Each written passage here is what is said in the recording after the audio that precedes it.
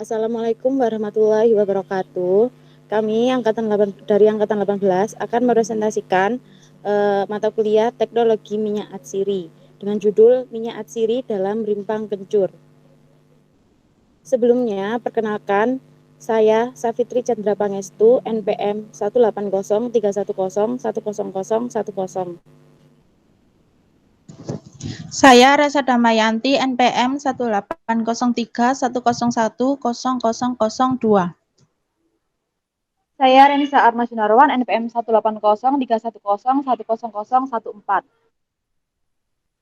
Saya Ita Kurniawati, NPM 18031010039. Kencur. Kencur atau Kampferia galanga L merupakan tanaman tropis yang banyak tumbuh di berbagai daerah di Indonesia sebagai tanaman yang dipelihara.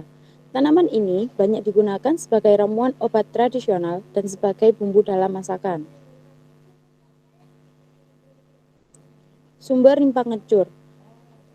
Pertama, klasifikasi Kampferia galanga L atau kencur di dalam dunia botani adalah: pertama, kerajaan, plantae, divisi Spermaiophyta, subdivisi Angiospermae, kelas Monocotyledonae, ordo Zingiberales, famili Zingiberaceae, subfamili Zingiberoideae, genus Kampferia, spesies Kampferia galanga.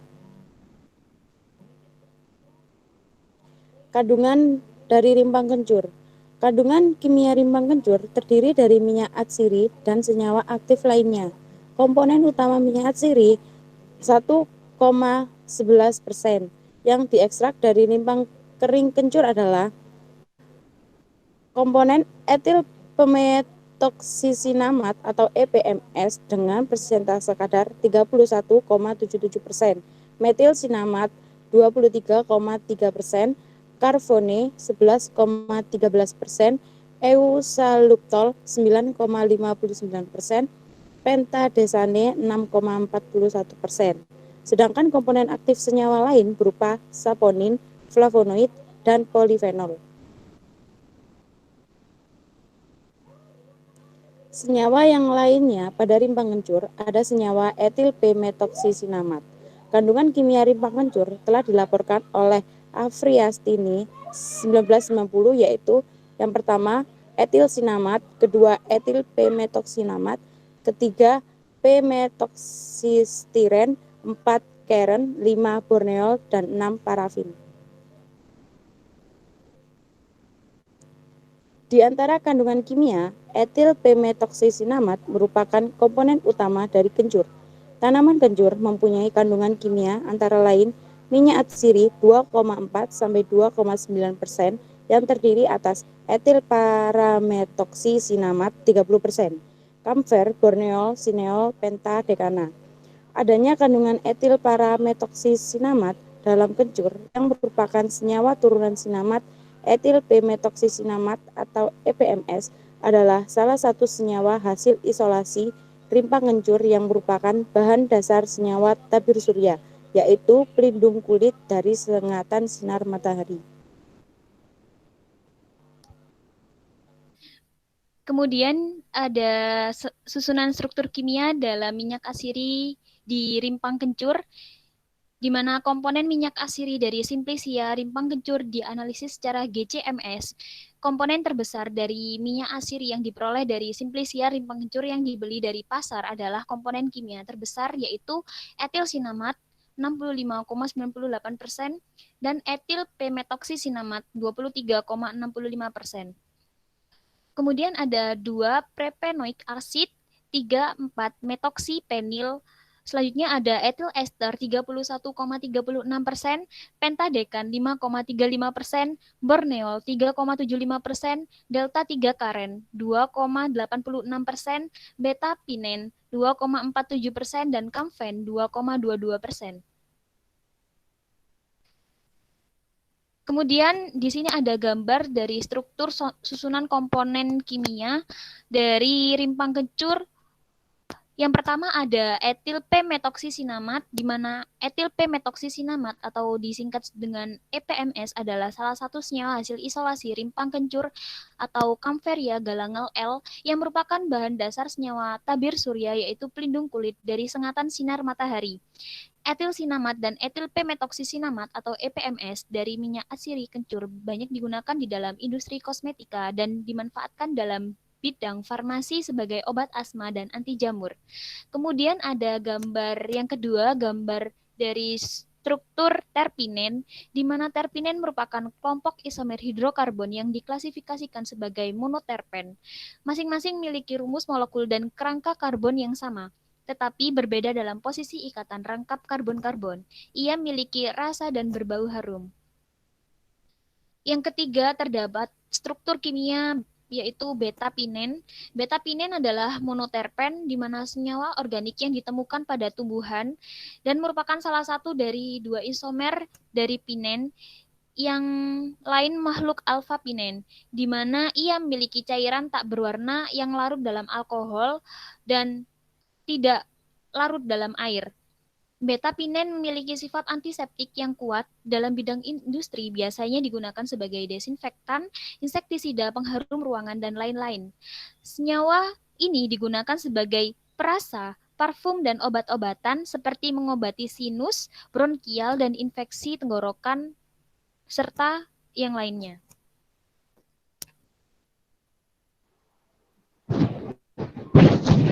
Kemudian pada gambar 4, yaitu ada struktur borneol. Berdasarkan komponen kimia, borneol termasuk dalam golongan alkohol jenis terpena alkohol. Terdapat beberapa kegunaan, yaitu stimulansia, zat warna, aromatikum, dan kondimen rempah.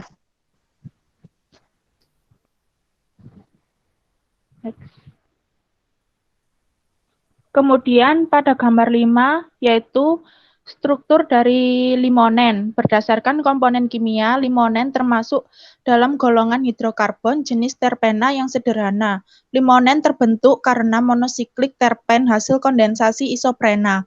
Untuk kegunaan dari limonen yaitu diuretikum dan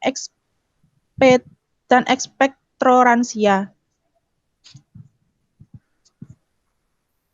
Selanjutnya pada gambar 6 yaitu struktur dari sineol. Berdasarkan komponen kimia, sineol termasuk dalam golongan oksida. Terdapat beberapa kegunaan yaitu karminatif, ekspektoran, antelmentik, antiseptik, counteriritan, dan paratisida.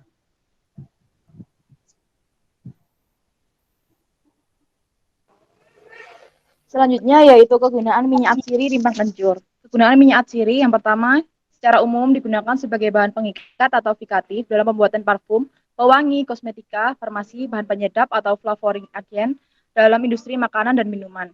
Yang kedua, dalam industri makanan digunakan sebagai bumbu, eses lemon, mint untuk membuat permen dan coklat. Yang ketiga yaitu antiseptik karena mengandung antibakteri.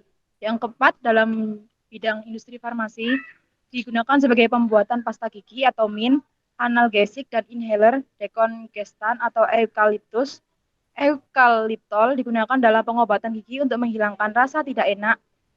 Yang kelima yaitu dalam industri kosmetik digunakan sebagai parfum, sabun, dan make up.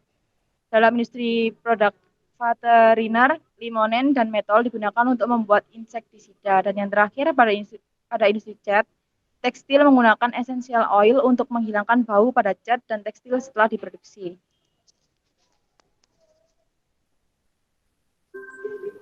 Manfaat rimpang kencur.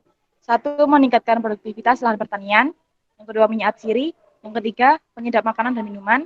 Yang keempat, obat-obatan untuk menyembuhkan batuk dan keluarnya dahak, mengeluarkan angin dari dalam perut, bisa juga untuk melindungi pakaian dari serangga perusak.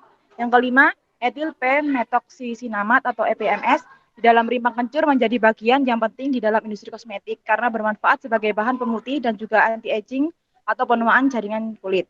Yang keenam, rimpang kencur juga digunakan untuk menghambat pertumbuhan Candida albicans.